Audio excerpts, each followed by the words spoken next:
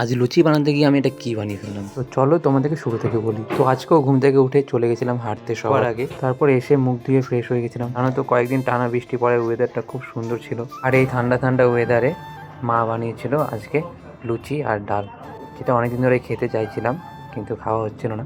আর তার জন্য মাকে আমি হেল্প করছিলাম একটু একটু। আর তোমরা এখানে দেখতে হবে প্রথমে ডালটাকে ফোড়ন দিয়ে ডালটা সুন্দর মতো পাতলা করে ছোলার ডাল বানিয়ে নিয়েছিল।